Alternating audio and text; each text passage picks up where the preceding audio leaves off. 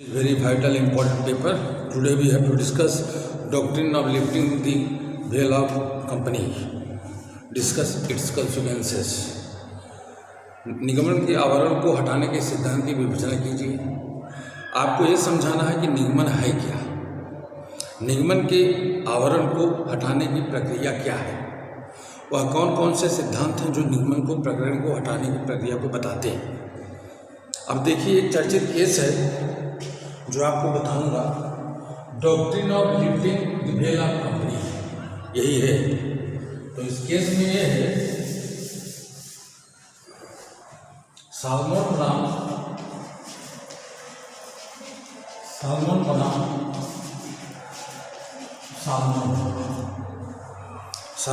Salmon PVT, Salmon and Company Limited, Salmon and Company Limited, 1897 AC. This was the most, not the, you can say the newly case, it was the most oldest case of that time, 22A. This company was established by Salmon and Salmon. यह company salmon के द्वारा स्थापित की गई थी, जिसकी स्थापना salmon ने की थी 1897 में, और कंपनी के पृथक व्यक्तित्व के सिद्धांत को विधिक मान्यता प्रदान करने हेतु यह स्थापित किया जा चुका है कि किसी निगम के संबंध में विचार करते हुए समय उस विधिक व्यक्तित्व से उत्पन्न कर्तव्य एवं दायित्व का ही विचार किया जाना चाहिए। आपको मैंने कंपनी लॉ शुरू जब कराई थी तो मैंने इसके इंट्रोडक्शन, नीड्स, डेवलपमेंट सारी चीज़ें बता दी थी। उसमें इन चीज़ों को बताया है। कंपनी का अस्तित्व में होना, कैसे अस्तित्व में कंपनी आएगी, इस प्रक्रिया को पूरा करना है, तभी कंपनी उसका स्वरूप बनेगा। तो सालमन महोदय ने एक कंपनी खोली 1897 में। कंपनी का नाम रखा company and salmon company limited company, और इसका दायित्व तथा विचार किया जाना चाहिए। यदि कंपनी के पीछे या उसके भीतर कार्य करने के व्यक्तियों में कार्रवाई पर विचार किया जाता है कि ऐसा करने के निगमित कंपनी के अस्तित्व की अवहेलना हो जाएगी। कंपनी को उन सभी दायित्वों, रूल्स और रेगुलेशंस को फॉलो करना है जो कंपनी अधिनियम 2013 में आए हैं। 1900 जो पुराने कंपनी अधिनियम थे उसके तहत आपको कंपनी नहीं चलाना है। 2013 के अनुसार कंपनी अधिनियम सेबी के अनुसार कंपनी को चलाना है। परंतु कंपनी की संबंधित प्रत्येक मामले में इस सिद्धांत को लागू करना संभव नहीं है, क्योंकि कंपनी में कभी कभी ऐसी परिस्थितियाँ उत्पन्न हो जाती हैं कि जब निगमित कंपनी के पीछे कार्यरत वास्तविक व्यक्तियों के क्रियाकलापों पर विचार करना नितांत आवश्यक हो जाता है। इसी को निगम के आवरण को हटाने का सिद्धांत कहा जाता है। निगम को हटाने का आवरण का सिद्धांत कहा जाता है। इस सिद्धांत को कंपनी विधि के अंतर्गत संवैधानिक मान्यता प्रदान की गई है, कॉन्स्टिट्यूशनल मान्यता इसे प्राप्त की गई है। कभी कभी कराधान संबंधी नियमों के उचित प्रशासन हेतु कंपनी के निगमन के आवरण को हटाया आवश्यक हो जाता है। इसी प्रकार जब कभी न्यायालय को यह निर्धारित करना हो कि कंपनी के कृत्यों या लोपों के लिए वास्तविक रूप से दोषी कौन है, तो न्यायालय इस सिद्धांत को लागू करता है। लोपों एवं कार्य के, देखिए, कंपनी जब खुलती है, कंपनी जब अस्तित्व में आती है, तो अस्तित्व में आने के बाद कंपनी जब पब्लिक कंपनी हो या प्राइवेट कंपनी हो, तो दोनों का अस्तित्व बराबर चलेगा। पब्लिक कंपनी जो होती है वह 7 से अधिक लोगों से 100 तक चलती है। प्राइवेट कंपनी 2 से शुरू हो गए अनंत, वो भी चलती है 50 तक। लेकिन अब जैसे प्राइवेट कंपनी कब पब्लिक कंपनी हो जाएगी, ये भी आपको समझा दें। प्राइवेट कंपनी जब पब्लिक कंपनी का स्वरूप धारण कर लेगी जब उसके सदस्यों की संख्या, शेयर होल्डर्स और सही चीज़ें बदल जाएंगी, बढ़ जाएंगी, उसकी आकृतियाँ बढ़ जाएंगी, उसकी कार्य की शक्तियाँ बढ़ जाएंगी, उसके डायरेक्टर्स बढ़ जाएंगे, तब वो पब्लिक कंपनी से, प्राइवेट कंपनी से वो पब्लिक कंपनी में बदल जाएंगे। अब देखिए, महत्वपूर्ण सिद्धांत आपके सामने एक सवाल बनता होगा कि कंपनी बिना निगमित कंपनी नहीं मानी जाएगी। कंपनी का रजिस्ट्रेशन अत्यंत आवश्यक है। कंपनी का रजिस्ट्रेशन होना अति आवश्यक है। कभी कभी कराधान संबंधी नियमों के उचित प्रसारण हेतु कंपनी के निगमन के आंदोलन को हटाना आवश्यक हो जाता है। इसी प्रकार जब कभी न्यायालय को यह निर्धारित करना हो कि कंपनी के कृत्यों या लोगों के वास्तविक रूप को दोषी कौन है, तो न्यायालय का सिद्धांत को लागू करना होता है। अब देखिए, जैसे सालमन एंड सालमन कंपनी जो आपको पढ़ा रहे हैं, यह कंपनी अस्तित्व में 1897 में आती है और कंपनी में इसको एसेट के रूप में सालमन ही इसकी कर्ता धर्ता थे। सारे काम सालमन थे। इनके जो परिवार के लोग थे उनको बड़े बड़े पदों पर इन्होंने आसीन कर दिया। डायरेक्टर, शेयर होल्डर, शेयर खरीदवाया, शेयर बेचवाया। आपको एक चीज़ बताना चाहता हूँ कि जब कंपनी अस्तित्व में आती है, अब जब कंपनी अस्तित्व में, जैसे कोई कंपनी आप लाएंगे तो एक विज्ञापन देंगे और विज्ञापन के जरिए लोग जानेंगे कि फला कंपनी आ गई है, तो वो क्या खरीदेंगे? शेयर खरीदेंगे। 10%, 20%, 30%, 40% शेयरों की खरीदारी जो होगी उतनी ही भागीदारी होगी।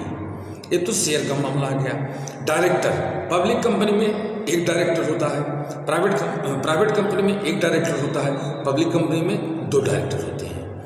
लेकिन अब देखिए, आपको एक चीज़ समझने की आवश्यकता है कि पब्लिक कंपनी जो है ब्रॉड कंसेप्ट में है, प्राइवेट कंपनी स्मॉल कंसेप्ट में है। ये भी जान लीजिए। सालमन जी तो कंपनी खोला, यह पारिवारिक कंपनी रहकर रह गई। इन्होंने शेयर होल्डर से शेयर मंगवा लिए, शेयरों का क्रय विक्रय करवा लिया, लेकिन शेयरों में बहुत बड़ा घपला हुआ और कंपनी लॉस में चली गई। जब कंपनी लॉस में चली गई, तब जब लोगों ने जो शेयर लगाए थे, जब उन लोगों ने शेयर मांगना शुरू किया, अपने पैसे का जो लाभ मांगना शुरू किया, तो इन्होंने दिखाया कि कंपनी का परिसमापन हो चुका है, माने winding up of the company.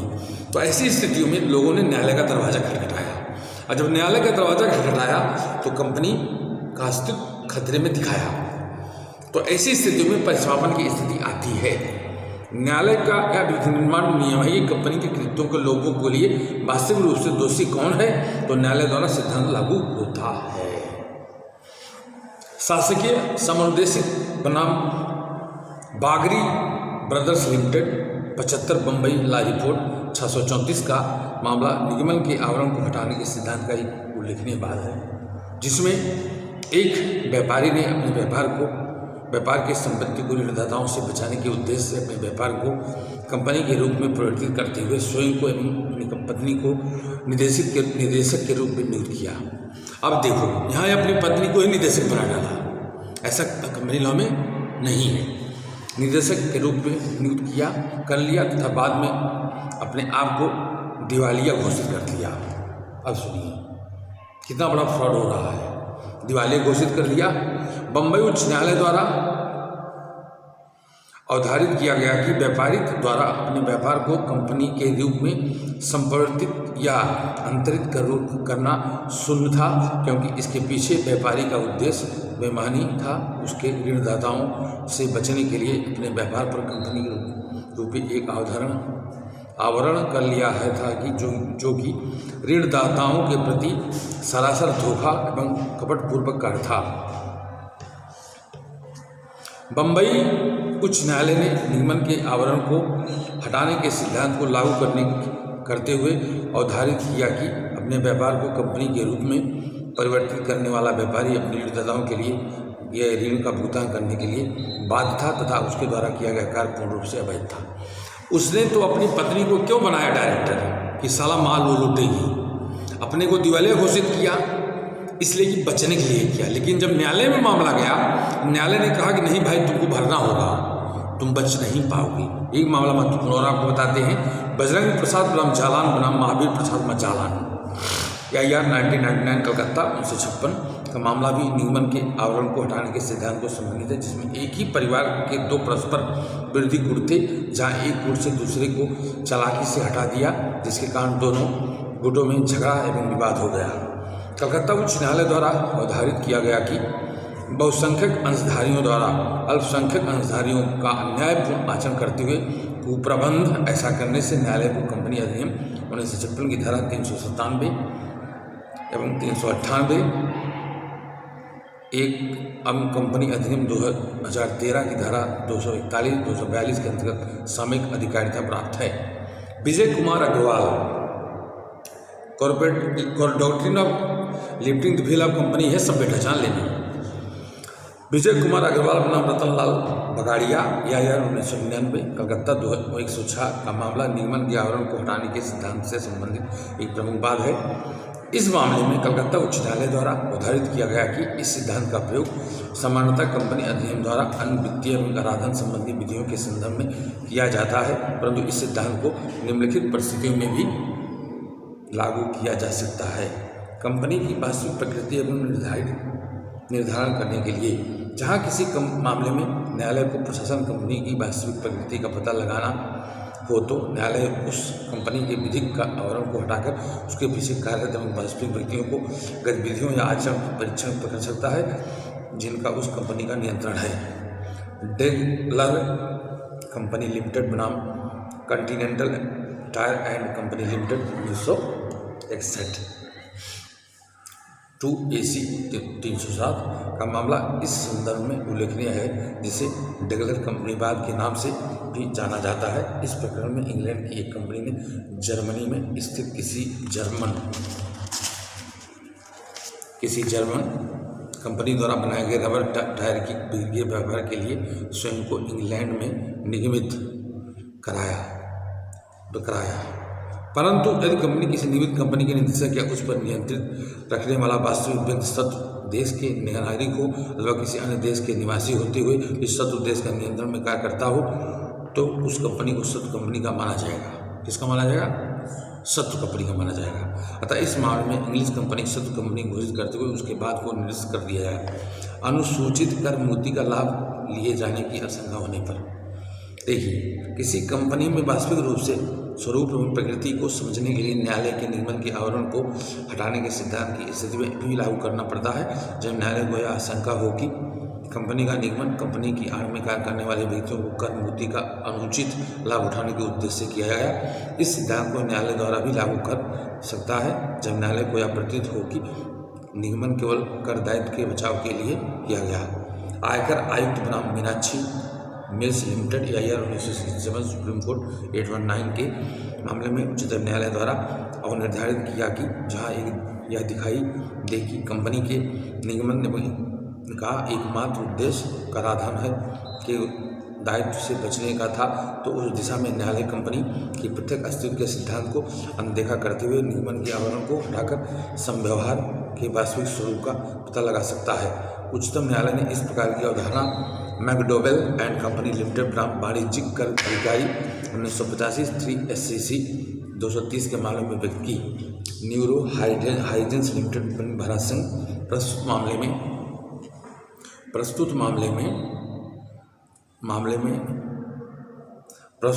में जब निगमन व्यक्तित्व का न्याय सुविधा अथवा राजस्व के हित के विरुद्ध पाया जाता है तब आवरण को हटाने जाने, आवरण को भेदने अथवा आवरण के माध्यम से आंकने और या देखने का सिद्धांत की सहायता ली जा सकती है। किसी कपटपूर्ण उद्देश्य की आशंका होने पर देखिए, कोई कंपनी आप खोलेंगे या शेयर निकालेंगे या किसी भी नियुक्ति को किसी भी दायित्व को निर्वहन करने के लिए किसी भी व्यक्ति को नियुक्त करेंगे, डायरेक्टर को नियुक्त करेंगे, कभी भी कपटपूर्ण आशंका नहीं होनी चाहिए। दिल्ली विकास प्राधिकरण बनाम Skipper construction company private limited 1966, Subhash Mukherjee बनाम N Brahmapur limited BCCL Singer India limited बनाम चंदर मोहन चड्ढा 2004। प्रस्तुत मामले में उच्चतम न्यायालय द्वारा मुख्य स्पष्ट किया गया कि कोई कंपनी अपने स्वयं के निगमन के आवरण को हटाने के मौखिक निर्धारण के लिए नहीं कर सकती, वह अमेरिकी कंपनी में स्वयं की जा सकती करनी चाहिए। किसी कल्याणकारी विधायन के अंतर्गत दायित्व के बचने के लिए एसोसिएट रबर इंडस्ट्री लिमिटेड बनाम associate rubber industry limited Bhavnagar, 1961 supreme court, जिसमें न्यायालय ने यह पाया कि मुख्य कंपनी द्वारा कंपनी की स्थापना करने का एकमात्र उद्देश्य श्रमिकों को बोनस देने से बचना था तथा स्थिति में यह स्वीकार नहीं किया गया है कि ये दोनों कंपनियां पृथक पृथक हैं, बल्कि इस विपरीत यह माना जाएगा कि एक कंपनियां दो नहीं हैं बल्कि एक ही हैं। कतिपय अन्य मामलों में सिद्धांत पर लागू होना। प्रस्तुत मामला यह स्थापित करता है, स्वस्थापित हो चुका है कि निगमन के आवरण को हटाने का सिद्धांत सामान्यतः कंपनी विधि, कर विधि एवं वित्तीय संविधियों के अधीन गठित एवं प्रशासित निगमों के मामले में लागू होता है। इस प्रकार न्यायालय अवमान के मामले में विधिक प्रक्रिया के दुरुपयोग को रोकने के मामले के न्यायालय के इस सिद्धांत को लागू करता है। इसके अलावा कंपनी द्वारा कल्प अपराध, कोसाई क्रिमिनल कार्य किए जाने पर न्यायालय कंपनी के अथवा कंपनी के पीछे कंपनी की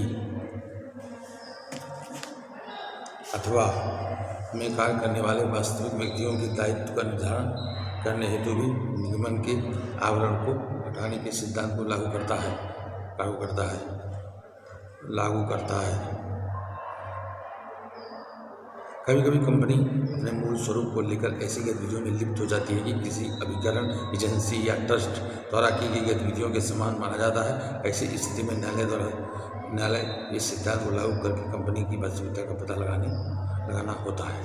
दिल्ली विकास प्राधिकरण बनाम Skipper construction company limited, 1996 supreme court 2005 के मामले में उच्चतम न्यायालय द्वारा अवधारित किया गया कि पता करने के लिए न्यायालयीय आदेशों का उल्लंघन करने वाले अवैध गतिविधियों या भ्रष्टाचार में कौन कौन से वास्तविक स्वरूप लिप्त हैं, निगमन के आवरण को हटाने के सिद्धांत का प्रयोग किया जा सकता है। ऐसी स्थिति में न्यायालय यदि चाहे तो अवैध एवं भ्रष्ट तरीके से कंपनी के निदेशकों एवं अधिकारियों द्वारा अर्जित किए गए धन या संपत्ति को कुर्क या जब्त भी कर सकता है। इस मामले में उच्चतम न्यायालय ने कंपनी के निदेशकों एवं न्यायालय के आदेशों की अवज्ञा करने के लिए कंपनी कार्रवाइयाँ प्रारंभ कर संविधान के अनुच्छेद 129 सह पठित अनुच्छेद 142 के अधीन अपनी शक्ति का प्रयोग करते हुए उन पर असाधारण कारावास, बंधन, दोष तथा जुर्माना भी अधिरोपित किया। विजय कुमार अग्रवाल बनाम रतनलाल बगड़िया, 1999 कलकत्ता, 106 के मामले में उच्च न्यायालय द्वारा अवधारित किया गया कि सामान्यतः निगमन के आवरण को हटाने के सिद्धांत को लागू करने की आवश्यकता कंपनी विधिकर विधि एवं अन्य वित्तीय संविधियों के अधीन गठित एवं प्रशासित निगमों के प्रति हो जाती है, परंतु कतिपय सिद्धांतों में इस सिद्धांत को अन्य प्रतिष्ठानों या निगमों के संबंध में भी लागू किया जा सकता है, जैसे जहां व्यापक जनहित अंतर्निहित हो, जहां ऐसी प्रतीत हो कि विधिक प्रक्रिया का दुरुपयोग किया जा सकता है।